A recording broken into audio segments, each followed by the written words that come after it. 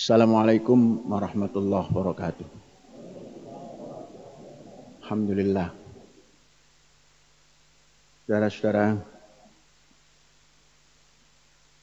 hari ini tanggal 3 Juni. 2 hari yang lalu bangsa Indonesia memperingati hari lahir daripada dasar negara Indonesia yang 5. Saudara-saudara, perjalanan dasar negara yang 5 ini sudah masuk 76 tahun, hampir 77 tahun.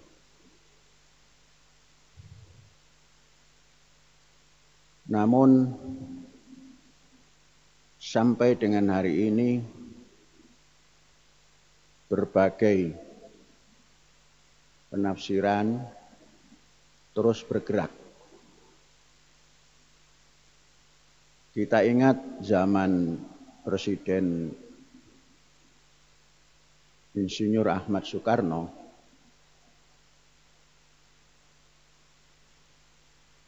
dasar negara yang dinamakan Pancasila itu menghasilkan satu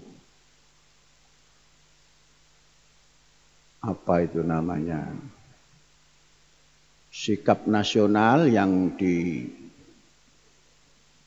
disimpulkan dalam Manipol Usdek. Dulu kita yang di sekolah, baik sekolah rakyat dan lain-lain, itu harus memahami Manipol Usdek. Manipol itu singkatan daripada manifesto politik. Usdek itu yang pertama, U-nya itu Undang-Undang Dasar 45, kemudian S-nya Sosialisme Indonesia, D-nya Demokrasi Terpimpin, E-nya Ekonomi Terpimpin. Itu menyimpulkan daripada dasar negara yang 5 atau Pancasila. Bung Karno berganti, pemimpinan Indonesia diambil oleh Pak Harto, Majelis Permusyawaratan Rakyat menetapkan Pak Harto sebagai presiden, maka Pak Harto membuat satu ide besar agar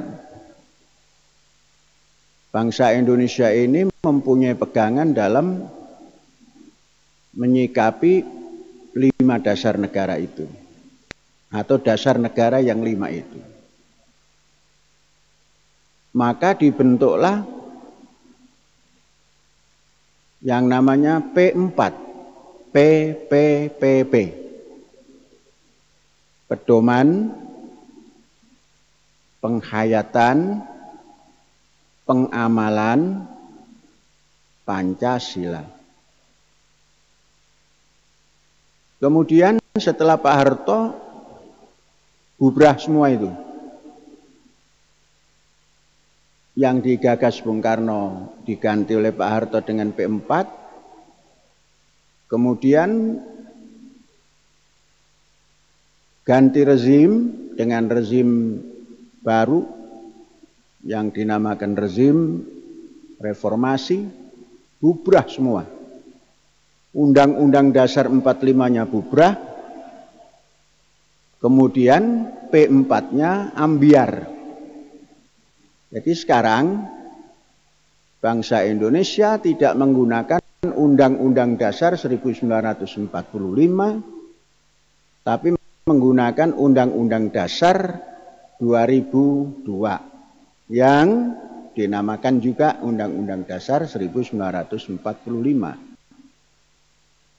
Kemudian tentang Pancasila itu sendiri sudah tidak menggunakan apa yang digagas Bung Karno, juga tidak menggunakan apa yang telah dirintis oleh Pak Harto yang disingkat menjadi P4 itu. Saudara-saudara, dalam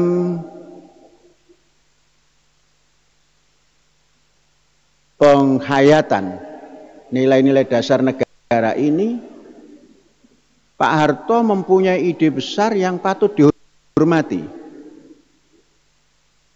Tentunya tidak mutlak P4 itu sempurna.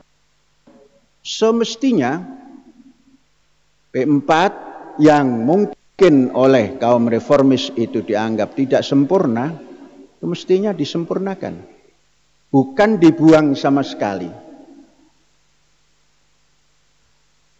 Jadi kalau dalam bahasa logika, ma la yudraku kulluhu la yutraku kulluhu. Sesuatu yang didapat dari nilai P4 itu tidak sempurna, semestinya tidak dibuang secara sempurna. Yang ada hari ini, P4 dianggap tidak sempurna, kemudian dibuang secara sempurna, kemudian tidak ada gantinya, kemudian Pancasila itu hanya merupakan simbol. Simbol itu sama dengan apa lagi dalam kamus bahasa Indonesia itu? Lambang. Padahal Indonesia sudah punya lambang. Apa lambang dan simbolnya? Merah putih. Jadi Pancasila atau dasar negara ini tidak boleh dijadikan lambang, sekedar lambang, tapi wajib dijadikan dasar bernegara. Kalau ada yang mengatakan Pancasila ini lambang, itu mestinya kembali lagi. Kembalilah pikiran, kembalilah penghayatan kepada nilai dasar itu sendiri. Apa yang diucapkan sebagai lambang, sebagai simbol, itu patut diduga tidak benar. Karena sudah dinyatakan dasar di dalam preambul itu. Jadi kalau dirubah lagi menjadi lambang, ya bisa dikantongi lambang ini. Ya nggak jadi apa-apa, cuma lambang, cuma simbol. Mau dipakai, pakailah, kalau enggak ya ditaruh. Tapi kalau dasar, kemanapun, bagaimanapun, ini harus digunakan sebagai dasar. Nah, wallahu a'lam bishawab. Jangan sampai kita menyikapi dasar negara ini sebagai simbol atau lambang.